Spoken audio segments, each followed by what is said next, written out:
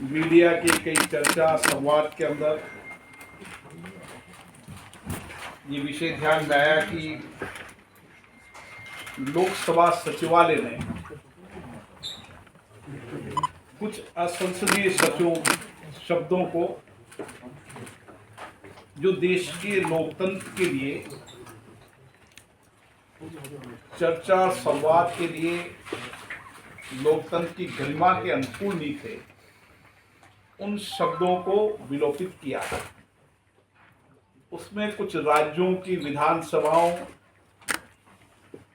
और देश की अन्य लोकसभाओं या वहाँ के अपर हाउस, उनका संदर्भ भी उसमें दिया गया है। मैं आपके माध्यम से माननीय सदस्यों को, देश को जानकारी देना चाहता हूं कि ये लोकसभा की एक प्रक्रिया है, जो प्रक्रिया 1959 से चल रही है। उस प्रक्रिया में जब कभी भी संसद में चर्चा संवाद के दौरान, चाहे सत्ता पक्ष हो चाहे प्रतिपक्ष हो, कोई भी मान्य सदस्य किसी पे आरोप प्रत्यारोप या अन्य विषयों के संदर्भ में बोलते समय कुछ विषयों पर आपत्ति करते हैं, तो उस समय जो पीठासीन अधिकारी रहते हैं, चाहे राज्य की विधानसभाओं में हो चाहे लोकसभा राज्यसभा में हो, वो उस समय मानते हैं कि ये शब्द जो बोला गया है, जिस क्रम में बोला गया है, वह संसदीय नहीं है, तो उसको एक्सपंज करते हैं, विलोपित करते हैं। और ये परंपरा बहुत लंबे समय से चली आ रही है। उस परंपरा में पहले इस तरीके की असंसदीय शब्दों की असंसदीय एक किताब निकाली जाती है। सर अब क्योंकि संसद के अंदर हमने कोशिश की कि कागज की बचत हो, इसलिए हम इंटरनेट पर डालते हैं इसको।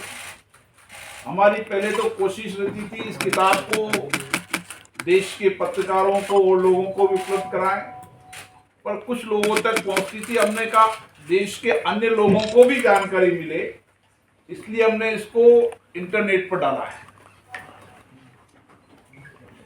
और मैं यहाँ बताना चाहता हूँ कि जो डिबेट और चर्चा में जो लोग चर्चा कर रहे हैं, वह माननीय सदस्यों को भी या अन्य जो संसद के दरवाजे जिन्होंने नहीं देखे, वो भी जो चर्चा डिबेट कर रहे हैं, वाली पीढ़ियों को लगे कि लोकतंत्र के मंदिरों पे ऐसी चर्चा होती थी, इसलिए हम समय समय पर माननीय सदस्यों को जब एक्सपंज करते हैं उसकी कॉपी भेजते हैं। उसके बाद वो कहता है कि आपने मेरे इस शब्दों को एक्सपंज किया। अगर वो आपत्ति करता है तो हम आपत्ति को सुनते हैं। सर तो नियम है ना प्रक्रिया। सर इस उसका संदर्भ दिया है, लेकिन उसके आधार पर हमने असंसदीय नहीं माना है। मैंने फिर बताया, असंसदीय का शब्द का आप संदर्भ क्या है बोलने का, किस संदर्भ में बोला गया है, और माननीय सदस्य चाहे इसमें आपत्ति क्या है। ये तो सत्ता पक्ष और प्रतिपक्ष दोनों ने बोला है। मैं एक एक शब्द को जाऊंगा। कोई ने मानो बोल दिया कि उदाहरण के तौर पे कोयला चोर। अब किसने बोला होगा कोयला चोर? किसने बोला होगा? तो कोयला चोर जिसने बोला होगा उसको संसदीय मान लिया। कंफ्यूज उनका कंफ्यूज कोई है। अगर उनको कोई आपत्ति थी, जिन शब्दों को मैंने एक्सपंज किया, वो सदस्य चाहे सत्ता के भी होंगे, प्रतिपक्ष के भी होंगे, दोनों दल के होंगे, आपत्ति करनी थी उनको उस समय। अच्छा होता आपत्ति करते हुए उनकी आपत्ति को सुनता, चाहे वो सत्ता पक्ष के हो चाहे प्रतिपक्ष हो।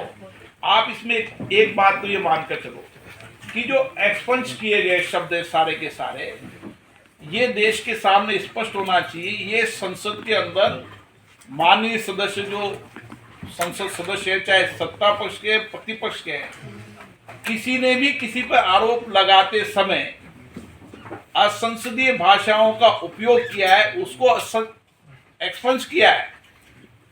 केवल ये नहीं कि ये प्रतिपक्ष के शब्दों को गिन गिन कर एक्सपंज किया है, इसमें मैंने उदाहरण दे दिया आपको, फिर और उदाहरण सुनना चाहोगे तो आपको और उदाहरण सुना दूंगा, लेकिन मेरा उदाहरण सुनाना अच्छा नहीं है, क्योंकि ये मान के चलो ये सत्ता पक्ष प्रतिपक्ष के जो भी मान्य सदस्यों ने उस समय के संदर्भ में असंसदीय लगा, और उस समय के मानो सत्ता पक्ष के लोगों ने बोला, प्रतिपक्ष के लोगों ने बोला, और किसी ने आपत्ति की कि साहब ये शब्द असंसदीय बोल रहा है, और स्पीकर ने, उस समय के स्पीकर जो भी रहे होंगे, उन्होंने माना होगा कि इस संदर्भ में असंसदीय है, तो उन्होंने एक्सपेंस कर दिया, उसके बाद आपत्ति कर लेते।